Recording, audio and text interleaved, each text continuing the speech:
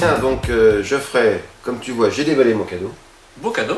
Beau cadeau. Et donc la première question qu'on peut se poser, c'est donc j'ai acheté un kit spécifiquement pour les modèles injection. Donc la question c'est, à ton avis, pourquoi on ne peut pas monter ce kit-là sur un moteur à carbu? J'imagine comme ça, à première vue, que ça doit être par rapport au mode d'admission du gaz, du fait que l'injection est différente du carbu, que les différentes pièces doivent être un peu différentes pour l'injection du gaz, donc j'imagine que ça doit être lié à ça, non? Exactement, c'est effectivement lié à l'admission du mélange. Sur un modèle injection, en général, un moteur à injection qui c'est relativement moderne, donc l'admission d'air se fait par une tubulure, d'accord, qui est assez grosse. On n'a plus la gamelle comme on avait avant sur le carburateur. Voilà. Et donc, sur un modèle injection, on va utiliser ce qu'on appelle une buse, qui est cette petite pièce, qui va permettre d'injecter le protoxyde et l'essence à l'intérieur de la tubulure d'admission d'air, relativement éloignée bien entendu de la partie d'admission qu'il y a sur le moteur, mais bien entendu après le filtre à air, voilà, ce qui est logique.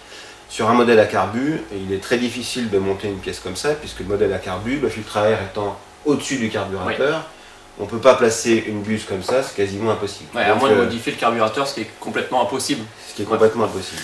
Donc on utilise sur les modèles à carbu une plaque, d'accord, que beaucoup de gens connaissent, puisque c'est des kits qui ont été vendus énormément, aussi bien aux États-Unis qu'en France, qu'au Japon, etc. C'est une plaque qui s'installe entre le carburateur et l'admission, qui contient une rampe, et d'un côté on a donc le protoxyde et de l'autre côté on a l'essence. Voilà. Donc le mélange du coup se fait sous le carbu directement via la rampe qui est incorporée dans la plaque en fait. Exactement, ce que tu avais d'ailleurs sur l'ancienne Mustang, à une certaine époque. Donc il faut savoir que des kits Nitrous il en existe partout. On choisit un kit Nitrous d'abord, comme je disais, soit j'ai un moteur à injection, soit j'ai un moteur à carbu. Jusque là tout va bien. Jusque là tout va bien. Et ensuite, on va choisir un petit peu la puissance de son kit Nitrous en fonction de ce qu'on veut rajouter comme puissance à son moteur. Sachant qu'il existe des kits pour 4 cylindres, 6 cylindres, 8 cylindres. Globalement, on va dire que de toute façon, ce qui est important, c'est la quantité qu'on va injecter. Donc la quantité qu'on va injecter de protoxyde va être liée directement à ce qu'on appelle des gicleurs, ni plus ni moins que des gicleurs. Donc c'est les gicleurs qui va aussi nous faire la puissance du kit en fait. Voilà, exactement. D'accord. Donc les gicleurs sur un modèle comme celui-ci, qui est un modèle pour injection, donc sont livrés avec le kit, d'accord, c'est ces petites pièces-là. On voit vraiment là les petits gicleurs. Voilà. Donc sur ces gicleurs, il y a des numéros, et on va choisir en fait en fonction de la quantité et de la puissance qu'on souhaiterait rajouter à son moteur, on va mettre ces petits gicleurs au bout de la buse qui va se fixer sur l'admission. D'accord. Donc là, effectivement, on voit bien, comme t'expliquais, la buse réservée au système injection. Voilà. Donc ça, c'est un modèle wet. Il y a des modèles dry. D'accord. Donc un modèle wet, un modèle dry. Et du coup, ça fait partie des choix qu'on va devoir faire au moment de la commande. Exactement. Et donc, comment choisir l'un ou l'autre en fonction de... Alors, je dirais que c'est pas très compliqué.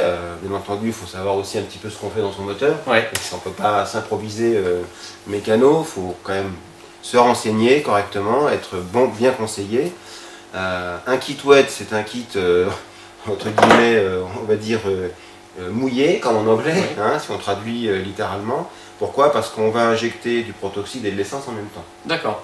À une certaine quantité, bien entendu, qui va être réglée grâce à ces buses, enfin ces gicleurs, qui ont des diamètres différents. D'accord. Mais on va conserver entre le protoxyde et l'essence des diamètres différents pour pouvoir conserver le rapport air-essence, bien connu des sondes lambda, qui permettent de faire fonctionner le moteur de manière optimale et surtout de ne pas le faire fonctionner avec des risques de casse.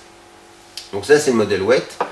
Le modèle wet, on peut l'installer aussi bien, c'est même conseillé sur un carburateur, puisque les plaques, comme je disais tout à l'heure, elles ont un côté protoxyde et un côté essence, donc c'est forcément un modèle wet. Ok, donc carburateur, modèle wet. Carburateur, modèle wet. D'accord. Et ensuite, sur les injections, on peut choisir modèle wet ou modèle dry, puisqu'en fait, ça va dépendre du calculateur qu'on possède dans le véhicule. Du coup, le calculateur nous permet d'avoir plus de flexibilité sur le kit Nitrous. Voilà. Pour ça d'ailleurs qu'on peut choisir entre le wet et le dry. Exactement. Donc la grosse différence, hein, comme je disais, c'est que le dry, on va injecter uniquement du protoxyde. D'accord. Le wet, on va injecter les deux. Ce qui est le plus simple, le plus rapide à installer, c'est un kit wet, puisqu'il est prévu pour injecter les deux en même temps, donc avec un équilibre. Donc il n'y a vraiment pas trop de questions à se poser. On verra tout à l'heure qu'il va falloir quand même agir sur l'avance et l'allumage, alors qu'un kit dry nécessite un peu plus de modifications, puisque d'abord il faut s'assurer que le calculateur puisse modifier sa cartographie d'injection. Si on ne peut pas modifier la cartographie d'injection, ça veut dire qu'il va falloir ajouter des chips, comme on dit, sur les programmateurs, sur les calculateurs, pardon.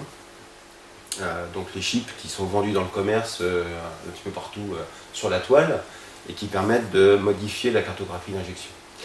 Donc ça c'est, on va dire, la modification qu'il faut faire, mais qui n'est pas très pratique parce que lorsque l'on ne roule plus en mode protoxyde, on roule... Tout est déréglé. Voilà, tout est déréglé. Donc une vraie patate. Voilà, c'est pas très pratique. Après, il y a des calculateurs un petit peu plus souples, surtout aux États-Unis, sur les véhicules GM, où là, effectivement, on peut trouver ce qu'on appelle des super chips, qui permettent de programmer à la demande une modification de la cartographie et de revenir dans un mode normal. Donc c'est-à-dire, quand je vais lancer mon kit, quand je vais envoyer mon gaz, automatiquement le calcul va se refaire pour anticiper l'arrivée du gaz dans mon système. Et ensuite, une fois que c'est fini, il va repartir sur l'ancien système comme si de rien n'était. Parce qu'effectivement, ça change tellement de données, une fois que le gaz est injecté, ça serait, une fois que le gaz est fini, ça serait inconduisible. Tout à fait, ça serait inconduisible. Et donc le kit dry, il nécessite cette modification-là, et puis il nécessite aussi sur des calculateurs ouverts, comme celui qu'il y a sur la Corvette. Quand je dis ouvert, ça veut dire qu'on peut le programmer entièrement. Il nécessite aussi de pouvoir travailler aussi sur la cartographie de l'essence, pour dire, ben voilà, j'injecte du protoxyde et uniquement du protoxyde, donc qu'est-ce que je dois faire derrière? Ben, je dois rajouter de l'essence. D'accord, effectivement. Donc ça, c'est des choses qu'on peut faire au niveau programmation, mais rajouter de l'essence, c'est aussi à la limite de ce que peut donner l'injecteur.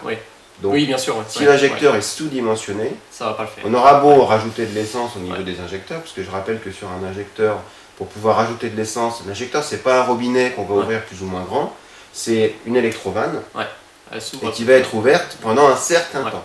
C'est pas la même chose. Donc le débit ne va pas changer, mais par contre c'est le temps d'ouverture qui va changer. Donc le temps d'ouverture, si on est trop loin dans le temps, ça sert à rien. Donc il faut que ça soit vraiment calculé pour. Donc on va l'ouvrir un petit peu plus tôt, mais tout dépend aussi de l'arbre à cam, on ne va pas rentrer dans les détails. Mais voilà, donc ce qui est le plus important quand on met un kit wet, c'est d'abord, la première chose, c'est d'acheter des injecteurs plus gros, de manière à ce que le débit soit plus élevé, de manière à pouvoir injecter une quantité d'essence suffisante, mais dans le temps imparti, pour le bon fonctionnement du moteur. Voilà, donc des injecteurs plus gros, et forcément un débit d'essence plus important, puisqu'on a des injecteurs plus gros. Donc on a 45 PSI sur un modèle injection, donc c'est à peu près 3 bars. Là on peut passer à 60 PSI, et de manière à pouvoir monter des injecteurs plus gros. D'accord. Donc là ça devient un peu technique, mais pour faire simple, carbu, on va passer sur un kit. Exactement. Voilà, Pour une injection, on a le choix entre les deux, mais voilà, côté facilité, on va peut-être se tourner vers la solution wet. Voilà, exactement. Donc c'est ce que j'ai fait, en tout cas sur la Corvette. Comme c'est ma première expérience protoxyde, on va choisir un kit. On va y aller doucement. Donc voilà, en face de nous, c'est un kit wet. Tout à fait. Qu'on va essayer un peu d'étudier maintenant. Donc voir un petit peu les différentes pièces. Il y a pas mal de monde sur la table. Et on va essayer de voir ça en détail alors. Parfait.